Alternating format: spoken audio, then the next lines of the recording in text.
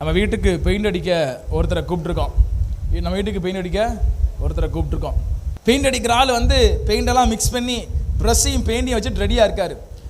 உடனே நம்ம அவர்கிட்ட ப்ரெஷ்ஷை வாங்கி நம்ம ஒரு சைடு செவத்தில் என்ன செய்கிறோம், அடிக்கும். அவர் நின்றுக்கிட்டே இருக்கார். நான் அடிக்கேன்னு நினைச்சிதாரு கேட்காரு. நம்ம சொல்கிறோம் நீங்கள் அடித்தா சரியாக இருக்காது, நான் என்ன செய்கிறேன் அடிக்க, நீங்கள் அடுத்த சோருக்கு அடிங்க. அடுத்த சோறு வந்துருச்சு. இப்போ பெயிண்ட் ப்ரெஷ்ஷை கேட்காரு. இப்பவும் யார் தான் அடிக்கா? நம்ம தான் அடிக்கா. வீடு முழுக்க அவர் கூட நிற்காரு. அடிக்கிறது யாரு? நம்ம. இப்போ ஆண்டவர் கூட நிற்காரு. யார் கூட? நம்ம கூட. ஆனால் பெயிண்ட் அடிக்கிறது யாரு? அவருடைய வாழ்க்கையில் அவர் செயல்பட விரும்புகிறார். நாம அனுமதிக்கலன்னு சொல்றேன். ஒரு அல்லேலூயா சொல்லலாமா?